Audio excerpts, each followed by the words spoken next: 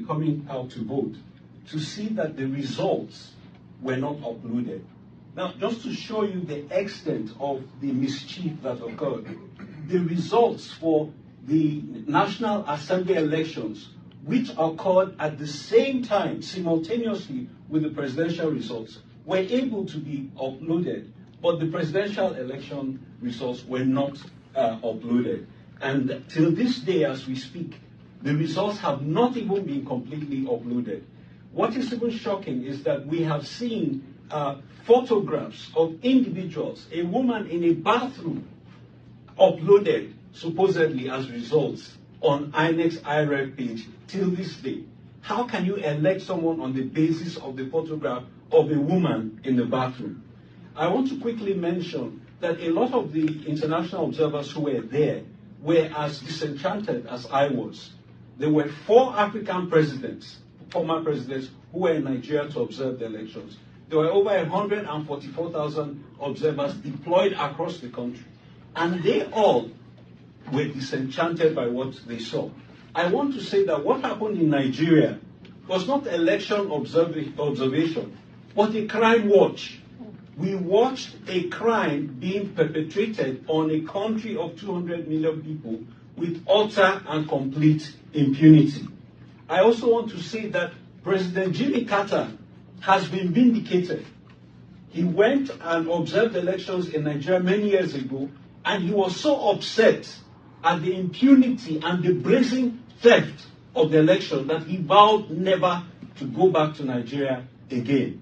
And as that distinguished president is in hospice care, he stands vindicated because Nigeria has refused to learn its lesson.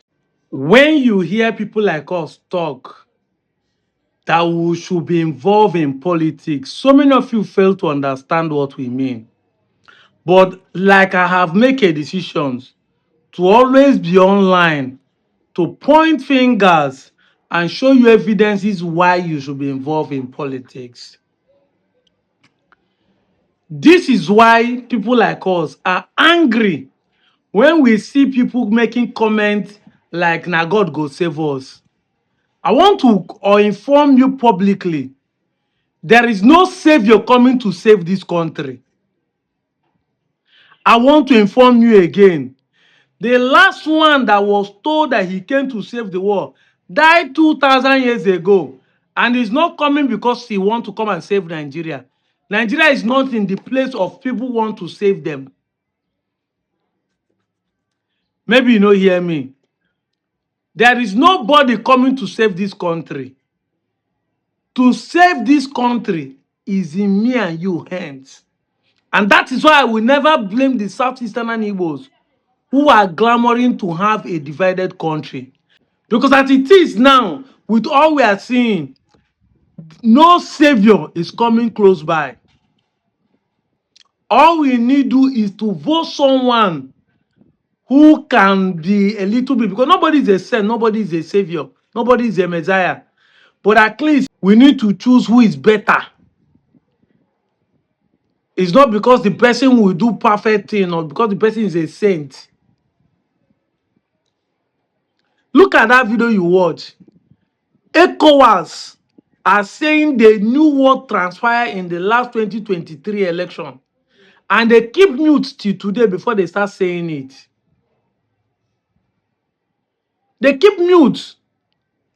But somebody will now say, why are they saying it now? Well, even if they did not say it that time, they are saying it now so that you take precaution for 2027 election. And this is why I keep saying, be involved in politics, because some of you will come and be giving an excuse. I don't want to vote. Our vote does not count. The one we voted, this and that. I said it time without number, and I will repeat the same logic again. The reason why your vote do not count, because you do not come out.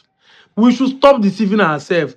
This is a country of 250 million Nigerians. But now only 20 million people they come out. What happened to 200 million Nigerians? If we are 250 million and it's only 28 million that participate in the election, what happened to other 150 million Nigerians? If we all come out in mass, they cannot rig it. They will be overwhelmed with the crowd. Even if the crowd is supporting them, they will not even know. Because at least now, the government knew that if massive crowd turn out, they believe that the massive crowd is not on their side. I go lie for you. It is when few people turn out, they believe that, oh, this is our people who can pay. Because there's no how they can give, even if now 1,000 to 200 million Nigerians, they cannot. Do you know what is 1,000 to 100 million? So you must be able to understand this we are talking about. They cannot do that. They don't have the money to run the election that way. So they don't have such amount of money. They can't share it. And that is why, and they know they can't give people 1,000 with the way economy goes. So it's not possible. But if you come out 100 million Nigerians on the streets to vote, meaning that every state has the ability to provide more than 2 million votes. Because state is 36. If 100 million people come out, if you divide 100 million by 2, you have 50 million, 50 million. Each state should be able to give 2 million worth of vote, whether it's opposition or the ruling party.